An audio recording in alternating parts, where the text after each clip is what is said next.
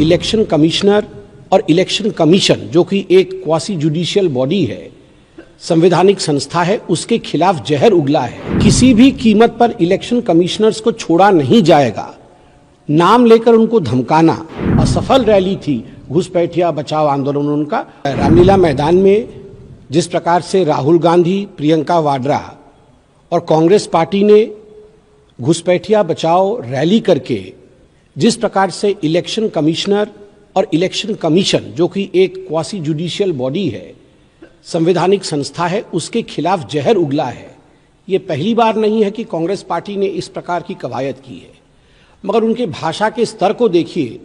राहुल गांधी जी का कहना, प्रियंका वाड्रा जी का कहना कि किसी भी कीमत पर इलेक्शन कमिश्नर्स को छोड़ा नहीं जाएगा, नाम लेकर उनको धमकाना, पूरे अंतर्राष्ट्रीय जगत में कहीं न कहीं भारतवर्ष के इलेक्शन प्रणाली को अपमानित और बदनाम करने की चेष्टा करना, यह दिखाता है कि राहुल गांधी जी बार बार झूठ बोल करके उन्हें लगता है कि वो शायद सच बन जाएगा बार बार कहने से।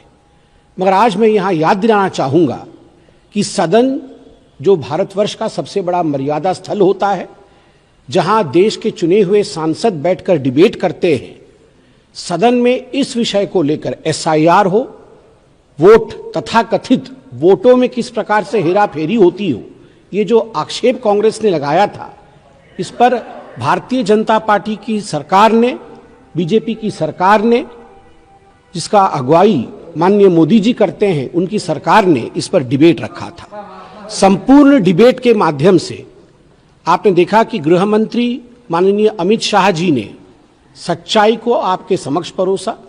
हम सब ने देखा कि देश में 3 प्रमुख वोट चोरी का उदाहरण भी उन्होंने दिया कि चाहे वो पंडित नेहरू जिनके खिलाफ वोट हुई थी, जिनको वोट नहीं मिला था, फिर भी वो प्रधानमंत्री बने, किस प्रकार से Indira Gandhi corrupt practices election, उसका इलाहाबाद में केस हुआ था रायबरेली के इलेक्शन को लेकर, और किस प्रकार से सोनिया जी को नोटिस मिला है कोर्ट से अभी कि 1980 में वो किस प्रकार से वोटर बन गई, जबकि वो नागरिक 1983 में बना।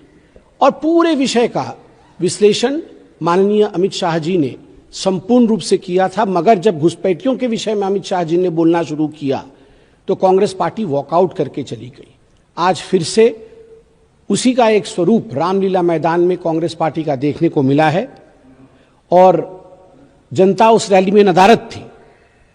मगर कुछ मैंने भी टीवी में देखा, कुछ चैनलों ने न्यूज़ भी चलाया, कुछ इस प्रकार के नारे लगे हैं जो कि बहुत आपत्तिजनक है, और कुछ इस प्रकार के वहाँ गेटअप में लोग आए थे।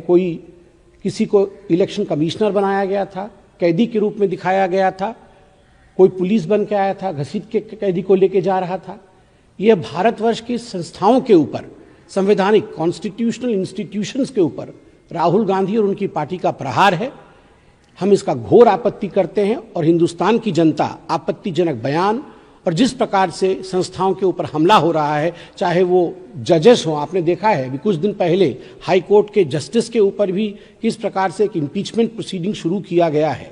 स्वाभाविक रूप से कांग्रेस कभी भी भारत और भारत की संवैधानिक संस्थाओं का मान नहीं करती थी। आज ये स्पष्ट हुआ है।